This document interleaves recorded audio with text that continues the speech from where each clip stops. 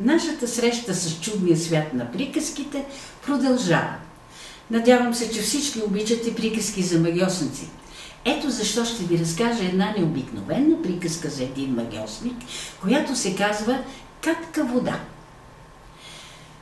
Ти, разбира се, си виждал увеличително стъкло. Такова едно кръгло стъкълце като от очила, увеличаващо всяко нещо, което погледнеш през него.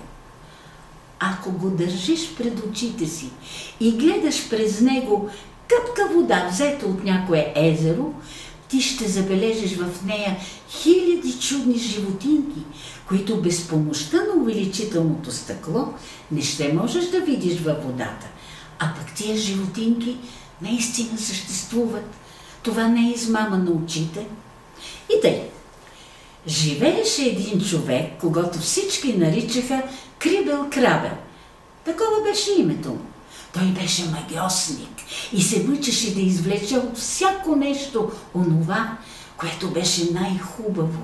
И ако това не му се отдадеше с прости средства, прибягваше до магията. Един ден той седеше и гледаше през увеличително стъкло капка вода, взета от една локва. Ех, колко чудни животинки гъмжеха и се блъскаха там. Хиляди от тия мънички същества рипаха и скачаха, разкъсваха се и изяждаха помежду си. Ама това е ужасно, рече си старият Крибел-Крабел. Нима не би могло да се подреди тъй, че те да живеят мирно и спокойно и всеки да се занимава със себе си. Мисли той за това, потъна в размисъл и понеже нищо не можа да измисли, послужи си с магията. Трябва да ги боядисам, за да се виждат по-добре, рече си той и капна във водата нещо, прилично на червено вино. Ала това не беше червено вино, а кръв от ушите на магьосница, най-добро качество. В същия миг всички чудни животинки станаха розови, а капката вода заприлича на цял град, изпълнен с голи диваци. Ма какво е това? Попита друг един магьосник, който нямаше име и това беше главното му достоинство. Да видим. Познай, рече Крибел-Крабел. Ако познаеш, ще ти подаря всичко тъй. Но то не е тъй лесно, когато не знаеш как стои работата. И магьосникът, който нямаше име, погледна през увеличителното стъкло. Това, което той видя, приличаше наистина на град, където хората тичаха съвсем голи и това беше ужасно.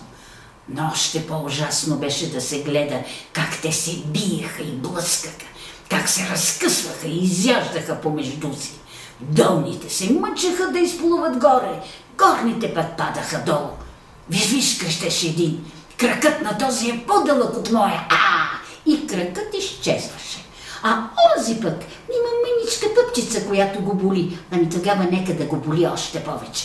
И те се нахвърляха върху нещастника, разкъсваха го и го изяждаха и всичкото и само заради една мъничка пъпчица. В едно кътче стоеше малко същество, тихо и смирено като младо момиче и се молеше само за едно – да го оставят на мира. Ама не, те и него не оставиха на мира. Измъкнаха го, разкъсаха го на части и го изядоха. Ама това е много весело, рече магьосникът. Да, как мислиш? Какво е това? Попита Крибел-Крабел. Че по-лесно от това има ли? Това е Париж или някой друг град. Те всички си приличат. С една дума, това е големия град.